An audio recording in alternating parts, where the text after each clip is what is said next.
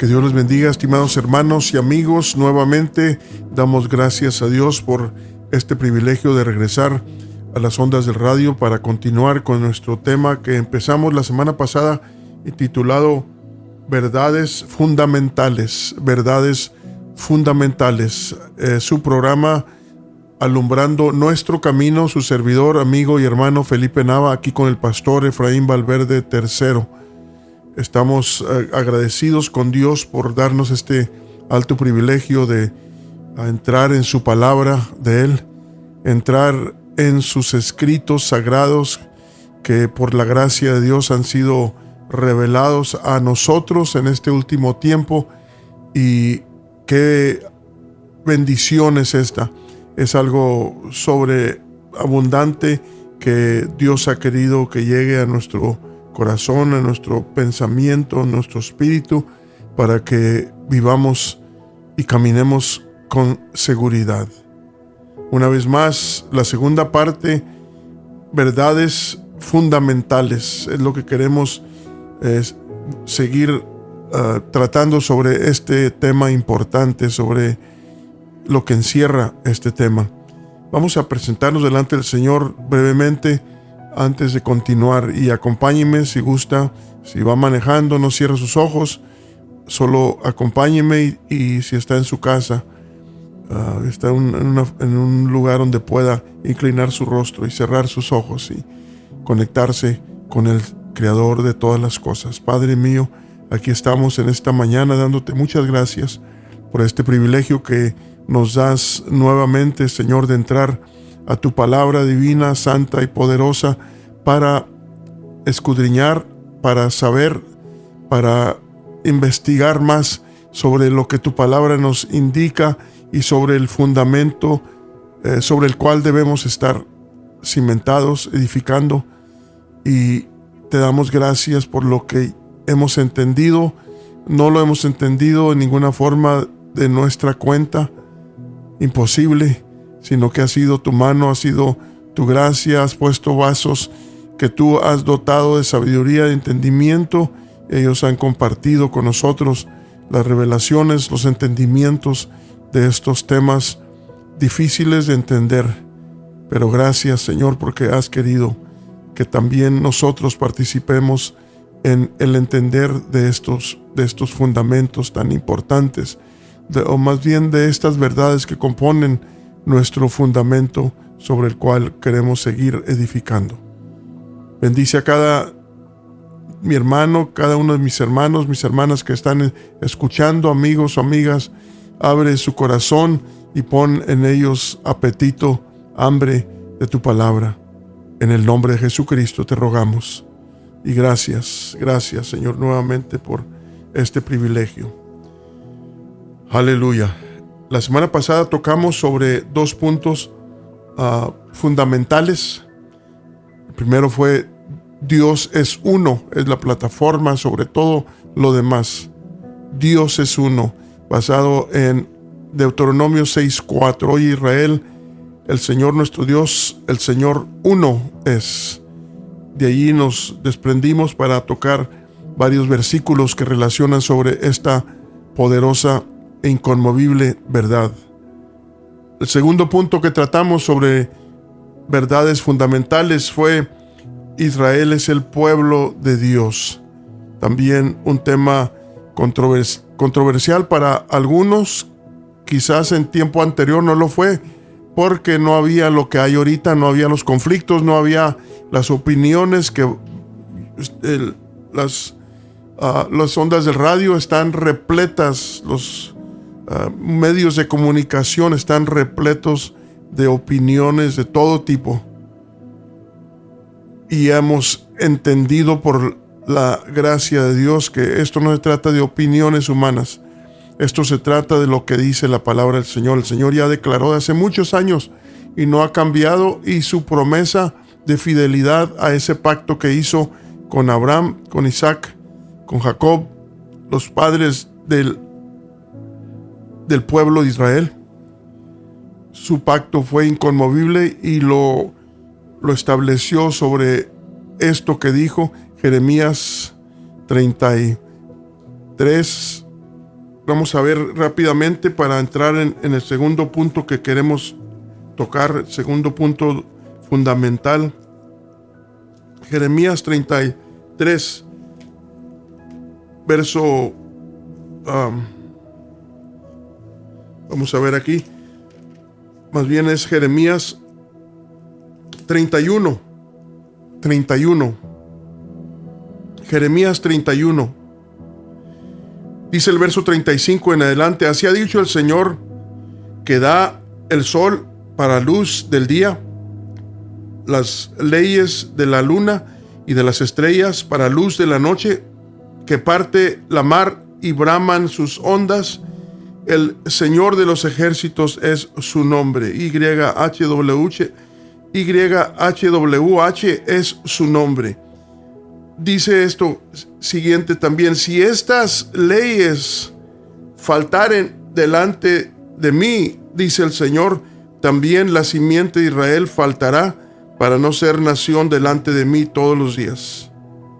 Y continúa diciendo: así ha dicho el Señor, si los cielos arriba se pueden medir y buscarse abajo los fundamentos de la tierra, también yo desecharé toda la simiente de Israel por todo lo que hicieron, dice el Señor. ¿Qué está diciendo el Todopoderoso con estas palabras? Quiere decir que nada va a cambiar el plan que Él tiene para su pueblo. Si te enfocas en los problemas, en las situaciones, tenemos bastantes más de lo que puedes ver ahorita. En la actualidad tenemos más en la Escritura. Sin embargo, el Señor no ha cambiado, no cambió, ni va a cambiar. Pablo también lo dice en Romanos 9, pregunta: ¿ha desechado el Señor a su pueblo Israel? Y él mismo contesta con una respuesta fuerte, redundante, bastante segura. Dice: en ninguna manera. En otras palabras, nunca se va a echar el Señor para atrás de su promesa de estar y que Israel siga siendo su pueblo como lo ha sido desde el principio y lo seguirá siendo, porque el Señor no cambia, no es hombre para que mienta, ni hijo de hombre para que se arrepienta. Así es de que quedamos claros con la Escritura de que Israel es el pueblo de Israel. Que Israel es el pueblo del Dios de Israel, el Dios eterno, el Dios, el príncipe de paz, el creador del universo. Lo dijo y nada puede cambiar esa declaración del Señor. Así es de que son los dos puntos fundamentales que tocamos la semana pasada. Hoy queremos tocar otro punto, que es la iglesia del Señor Jesucristo. No es una organización. Cuando hablamos de la iglesia del Señor Jesucristo, no depende de una organización o grupo. Nadie tiene el control de los miembros de lo que compone la iglesia del Señor Jesucristo. Él sabe, dice Pablo también, que conoce Dios a los que son de Él. El Señor conoce quiénes son, aunque alguien de hecho, este es un fenómeno que ha existido ya de años, que cada grupo quiere adueñarse, quiere decir que los que están en su grupo son los miembros de la iglesia. Si no está en su grupo de él o de ella, porque también existen mujeres líderes en este tiempo, si no están en su grupo, no son parte de la iglesia. Son declaraciones, ahora sí que descabelladas, declaraciones muy fuera de la realidad. Y Dios declaró desde el principio, Él cuando edificó su iglesia, seleccionando de diferentes familias, en veces fue toda la familia, y de hecho la palabra iglesia significa eclesia en griego que quiere decir sacados, extraídos. La iglesia no es como Israel. El judío no tiene que bautizarse para ser judío, sino que nace judío. Es diferente a nosotros, los gentiles.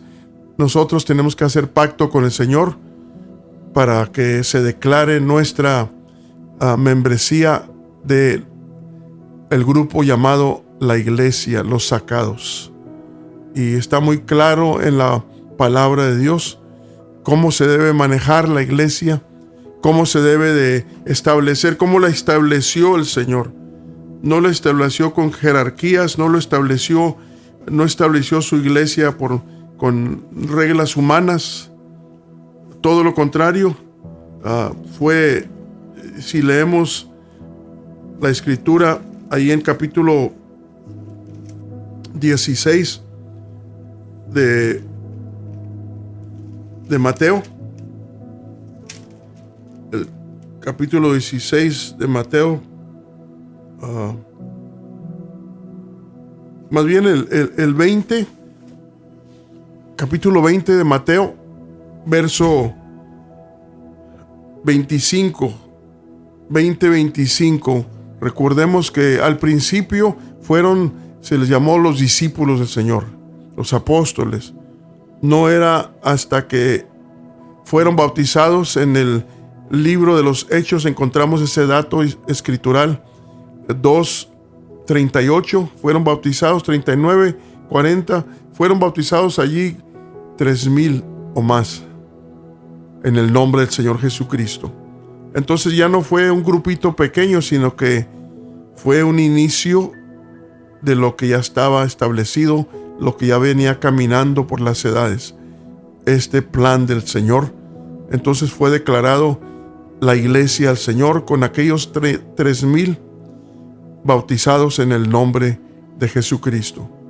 Es un dato muy conocido y muy necesario que lo tengamos en mente para formular, para entender en nuestro entendimiento quién es la iglesia.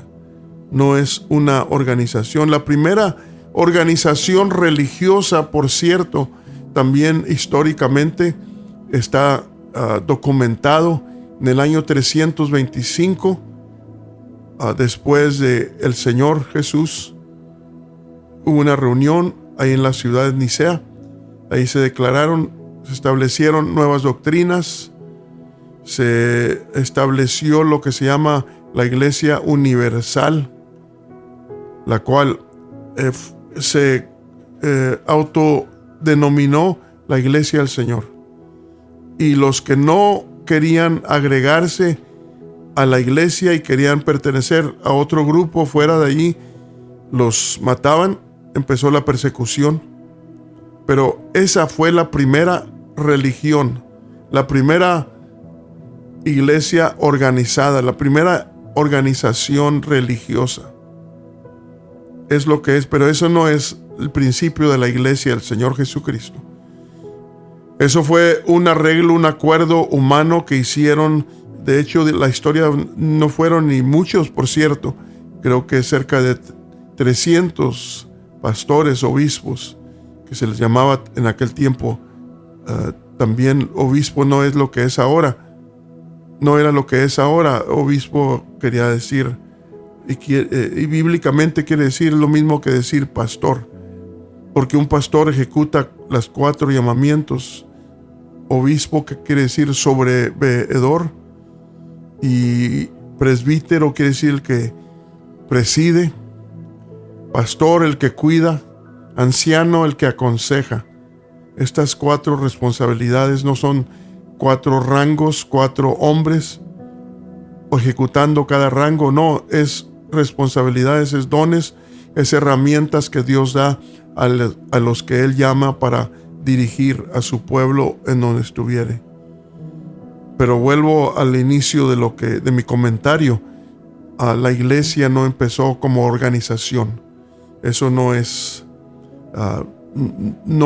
nadie le puede probar tal cosa bíblicamente, porque empezó un grupo que Dios tenía ya para en su plan divino para traer. De hecho, la iglesia nació 100% judía. Es otro dato también documentado bíblicamente. La iglesia, vuelvo a repetir, empezó 100% judía. También es importante que la iglesia verdadera de Dios, y creo que la iglesia verdadera de Dios reconoce el lugar del pueblo de Israel y venera respeta ese lugar que Dios le dio al pueblo de Israel. Es el primer testigo. Nosotros somos el segundo testigo en Apocalipsis 11, donde habla de los dos testigos, Israel y la iglesia, y traen un mismo mensaje. Los dos han traído un mismo mensaje, y el mensaje principal es que Dios es uno. El segundo mensaje es el amor, la justicia y el amor. Hacer justicia y amar. Esos son los mensajes primordiales que el pueblo de Israel ha traído por las edades, también la iglesia verdadera. Y la iglesia verdadera la vemos en las páginas de la palabra del Señor. Ahí se echa de ver qué hizo esa iglesia. Y yo, al platicar con algunos hermanos que difieren sobre estos puntos, les he dicho con todo respeto, mira, yo le hago caso mejor a los que obedecieron, fueron entrenados directamente por el dueño de la iglesia. El que dijo: sobre esta piedra edificaré mi iglesia. Yo le creo a ellos, yo le creo a él, más que cualquiera otro que haya venido después y que reclama haber tenido revelación. Si la revelación que tuvo no va de acuerdo a lo que ya está escrito, disculpe, pero no se puede aceptar. Yo no lo puedo aceptar como algo verídico, porque la palabra del Señor tiene que respaldar aquella supuesta revelación. El mismo Señor, fíjese, el mismo Señor se puso bajo esa regla, no teniendo necesidad de hacerlo.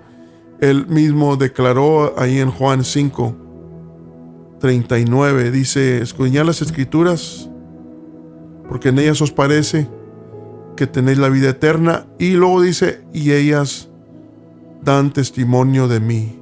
En otras palabras, la flama blanca muy clara detrás de esas palabras del maestro fueron: si no me creen que soy lo que digo que soy, lean las Escrituras, allí se profetizó, se dijo de mí.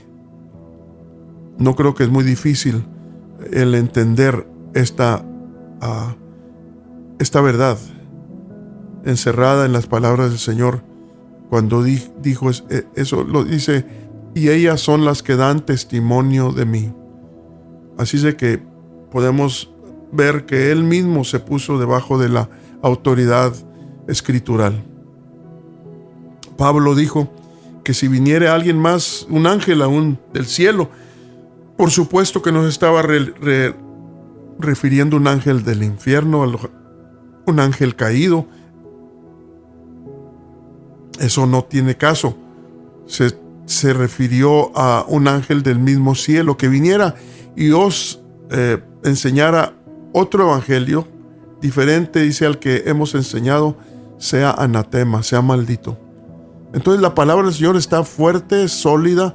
Por eso hablaron así los líderes de la iglesia que el Señor puso como líderes, los 12 apóstoles, para que sus palabras, sus enseñanzas fueran el fundamento de la iglesia, para que ahí nos fundáramos, ahí nos edificáramos y no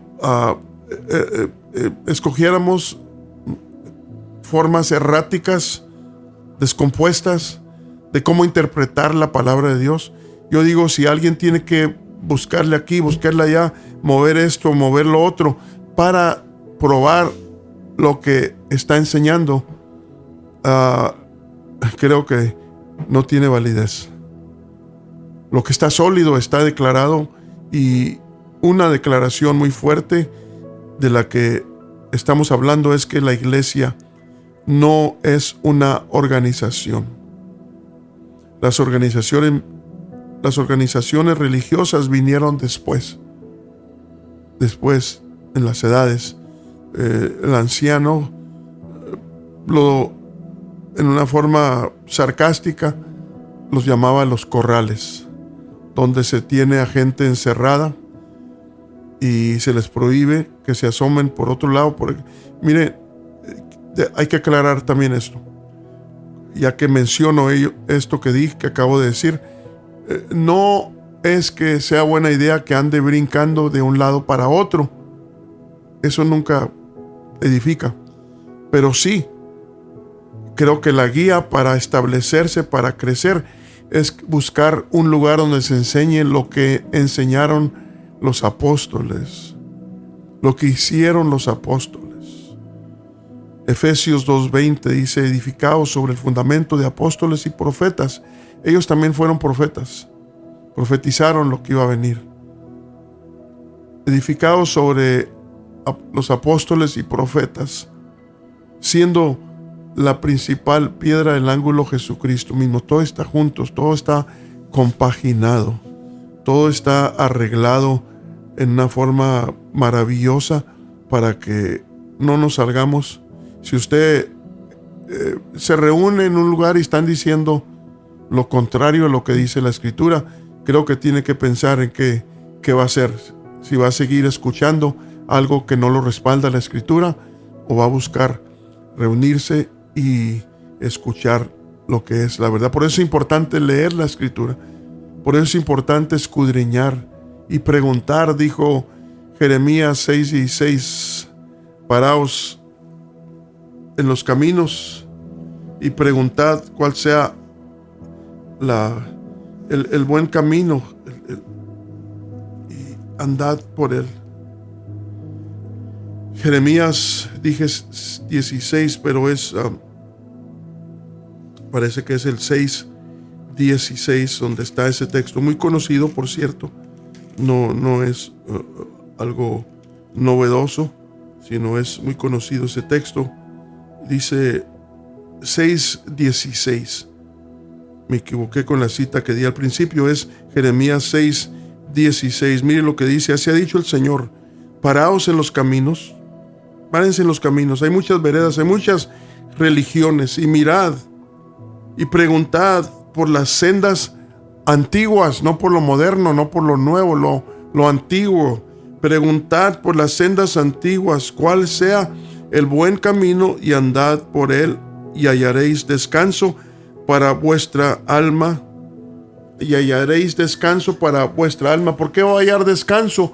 Porque va a estar seguro de que está en la verdad. Dijo el anciano Juan en la tercera carta, epístola, dijo: no tengo mayor gozo que el saber que mis hijos caminan en la verdad. Dice que estar en la verdad trae descanso, trae satisfacción. No tiene que andar de acá para allá, de un lado para otro. Fíjese, qué bueno que estoy mencionando esto, porque se puede malinterpretar lo primero que mencioné acerca de que puede dar la impresión que hay que andar brincando de iglesia en iglesia, cuando es todo lo contrario. Precisamente ahorita hay mucha gente que no tiene, ya se habituó a esa forma de buscar la verdad, y ya se habituó a eso tanto que ya la misma verdad no le llama la atención, porque perdió su brújula, perdió la brújula, y ya no sabe dónde está el norte, dónde está el sur, dónde está el este, el oeste. ¿Por qué? Porque, por tanto, moverse de un lado para otro. El que es como un árbol que plantas, si lo sacas y vas y lo plantas en otro lugar, y luego rato lo sacas de ahí y lo plantas en otro lugar, va a llegar el momento en que ya no le hace en qué tan buena sea la tierra donde lo plantes, ya no va a agarrar, las raíces se mueren. Y esos son los peligros de andar brincando de un lado para otro. Pero sí es necesario examinarlo todo y retener lo bueno. O sea, poder tener la capacidad espiritual para examinar y detectar y distinguir y discernir lo que es verdadero. La semana pasada leíamos sobre las palabras de Pablo ahí en Filipenses capítulo 8, verso 4 o 4:8. Filipenses 4:8. Miren las palabras, las vuelvo a citar y las vuelvo a repetir porque tienen que ver con esto que estamos mencionando. Filipenses 4:8 dice lo siguiente. Dice: por lo demás, hermanos, todo lo que es verdadero, fíjese que empieza con verdadero, todo lo honesto, todo lo justo, todo lo puro, todo lo amable, todo lo que es de buen nombre, si hay alguna virtud, si alguna alabanza, en esto pensad. Antes de hacer, piensa en esto. Antes de hacer una decisión como hijo de Dios, como parte de la iglesia, tienes que ser sabio y meditar y examinar. Esto es la verdad. Y si caminas con el Señor de todo corazón, mi hermano, mi hermana, te garantizo que el Señor se va a encargar de iluminarte, aun cuando sea algo que no logras entender claramente, pero tu espíritu, el Espíritu de Dios en ti te va a mover aquello para hacerte sentir cierta inquietud cuando no es lo correcto. Hay testimonios, hermanos, que se reunieron, empezaron a asistir a una iglesia, un grupo, porque no había más, y se le dio la recomendación que él hiciera estudios en su casa, porque todas las congregaciones alrededor que había enseñaban otra cosa diferente a la que él sabe que es la verdad. Pero no quiso tomar la recomendación y pasó el tiempo. Se estaban congregando en otro lugar y pasó el tiempo, sus hijos crecieron, eran músicos, ahí tocaban y llegó el momento en que se querían bautizar, y luego él les dijo: pero esta forma de bautismo que los hermanos aquí efectúan no es bíblico, no está en la Biblia esa fórmula para el bautismo bíblico. Y el reclamo de ellos, ya jóvenes, le dijo: pues ¿por qué nos trajiste aquí? ¿Por qué no nos dijiste antes? ¿Por qué hasta ahorita? Y creo que no logró convencerlos. Es un ejemplo solamente, mi hermano, mi hermana, de lo que puede suceder cuando no valoramos lo que es en realidad los componentes, lo que compone la iglesia verdadera. La iglesia verdadera, para más fácil, tiene que ver con lo que enseña. No qué tan avivado está, qué tantas actividades tiene, qué tan grande el templo es, cuánta prosperidad hay entre los miembros de esa iglesia. Esa no es la identificación de la iglesia del Señor Jesucristo. La identificación es lo que se enseña. La enseñanza es la que identifica la iglesia que el Señor fundó. La iglesia que el Señor fundó no enseñó el Señor a adorar ídolos. El Señor no enseñó por medio de sus apóstoles. No hay ningún bautismo en el nombre del Padre, el Hijo y el Espíritu Santo. Los apóstoles entendieron qué quiere decir eso, y por eso bautizaron a todos. Todos los bautismos en el libro de Hechos, todos los que están registrados ahí fueron en el nombre del Señor Jesucristo. Y esos son los principios de la iglesia que el Señor fundó.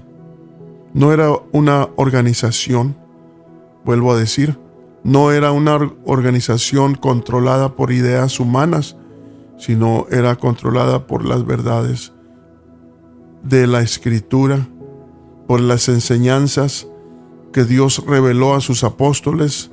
Fueron llamados los líderes, el fundamento, para que la iglesia se edificara sobre el fundamento que ellos establecieron como líderes, estableciendo normas, doctrinas, enseñanzas de diferentes tipos que tienen que ver con En la iglesia verdadera se habla de la honestidad, se habla de la verdad doctrinal, se habla de el comportamiento, se habla de cómo cuidar la familia. Es una variedad de cosas que tienen que ver, pero todas deben de estar funcionando en el grupo donde nos estemos reuniendo. Perfecta, gente perfecta, esa nunca la va a encontrar en ningún lado. Ni tampoco lo hubo en el tiempo de la iglesia primitiva. No tiene que ver con eso, sino tiene que ver con la obediencia a lo que fue escrito. El tiempo se nos acabó, lamentablemente, mi hermano, mi hermana, pero continuaremos, Dios mediante, la semana que entra con este tema importante de las verdades fundamentales. Las verdades fundamentales. Así de que invite a alguien que lo acompañe para que naveguemos sobre estas áreas importantes en la Escritura, en la palabra de Dios. Dios sea con cada uno de ustedes y regresamos, Dios mediante, la semana que viene. Su servidor Felipe Nava con el pastor Efraín Valverde III y su programa Alumbrando Nuestro Camino. Dios sea con cada uno de ustedes.